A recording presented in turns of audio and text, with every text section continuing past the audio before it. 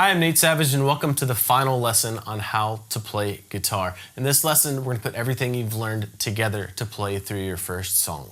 If you need to go back and review the lesson on chords or the lesson on strumming, now would be a great time to do that. If you don't, if you're ready to go, here's what we're going to do. We're going to take the four chords that you learned, G, C, D, and E minor, and put them together with the last strumming pattern that you learned in the last lesson to play through the Van Morrison song, Brown Eyed Girl. And this may seem a little bit intimidating at first, putting everything you've learned together and concentrating on so many things at once. But if you keep your consistent practice up, it's going to be really fun for you. I'm confident that you can do it. So first of all, we're going to look at the chord progressions used in this song. Don't even worry about the strumming yet. What we're going to do is learn two chord progressions. The first chord progression is the one for the intro, the verse, and the chorus. And the second chord progression is the one for what we're going to call the pre-chorus. Now, if you need help with the order of this song, you can download the PDF that has the order, intro, verse, chorus, whatever, all that stuff, so you can know exactly where you are and what chord progression you need to play on which part. So, the chord progression for the intro, verse, and what will be the chorus starts off on a G. So play the G, and it's going to be for one measure. In fact, every chord that I'm going to teach you for this progression, it just takes one measure. So 1, 2, 3, 4. And as you're making that chord, think about the tips I gave you for making your chord sound clean. Hand posture, come right down on the tips of your fingers, right behind the frets. So 1, 2, 3, 4.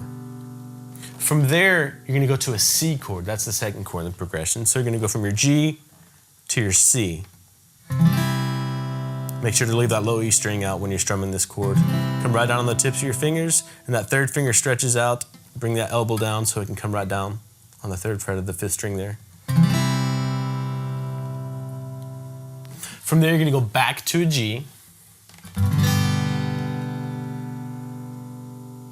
And the last chord in this progression, this one for the intro, verse, and the chorus, is a D. So you're going to go from a G to a D.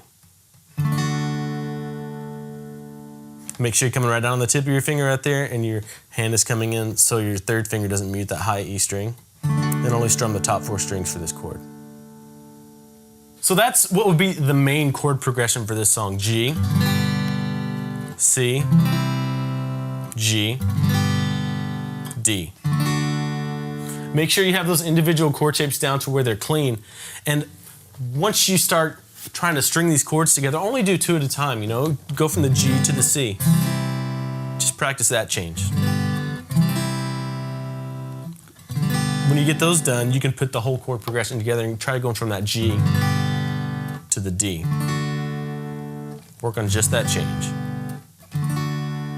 And eventually, once you get this down, you're going to be able to go to the whole chord progression. You may have little stumbling blocks here and there, but that's okay. It takes time to get this down. So G, C, G, D. And remember, every chord in this progression gets 4 beats. So 1, 2, 3, 4. 1, 2, 3, 4. 1, 2, 3, 4. 1, 2, 3, 4. The last chord progression that you need to know for this song is the one for the pre-chorus. And it starts off on a C, then goes to a D, then a G, then an E minor. So that's what would be the first half of this chord progression. So C, 1, 2, 3, 4. D, 1, 2, 3, 4. G, 1, 2, 3, 4. E minor, 1, 2, 3, 4. And then from there, it kind of repeats. C, D,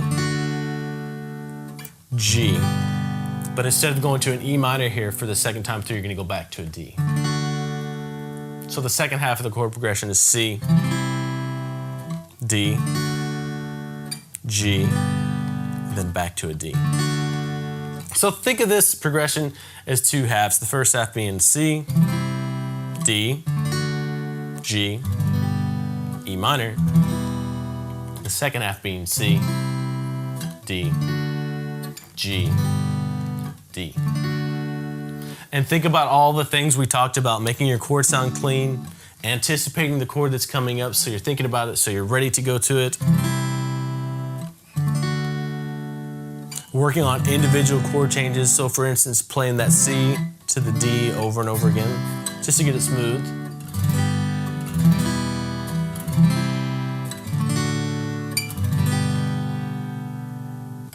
So take some time, work on the first chord progression and then the second chord progression too. Take some time, memorize them, internalize them, get them down.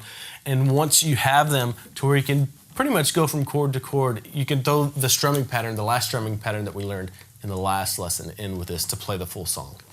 So if you remember the last strumming pattern that we worked on in the previous lesson, it was 1 and 2 and 3 and 4 and.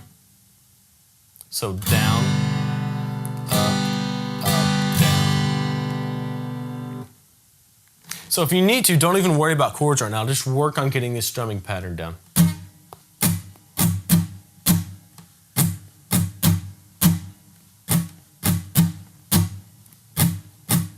Make sure to stay relaxed, and once you have that strumming pattern to where you're pretty confident with it, you can start trying to put it in with the chord progressions that you just learned. So if you have your main chord progression, G, C, G, D, what you would do is play one chord for each measure, and this strumming pattern works out great because it's one measure long. So all you have to do is play that strumming pattern once for each chord. So you would have this.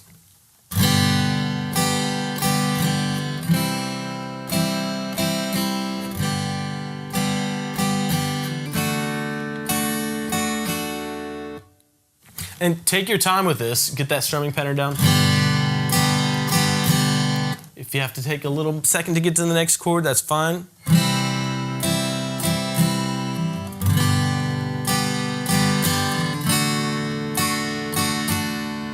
But once you can do that, once you can put that strumming pattern with this chord progression, you're going to be able to play with this song. And do the same thing for the other chord progression, the one for the pre-chorus.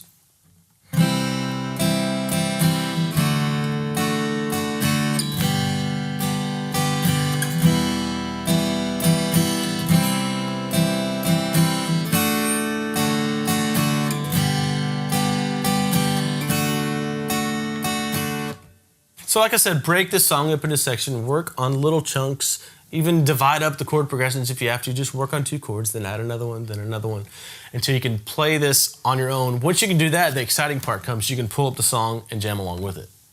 Well, that's it for this series. I hope you've learned a lot, enjoyed the lessons, and I hope you come to realize your own potential on the guitar. Keep in mind that learning how to play all these things, new things, building the dexterity, coordination, and strength necessary to play the guitar, it takes time. Don't be frustrated if you can't do it all right away.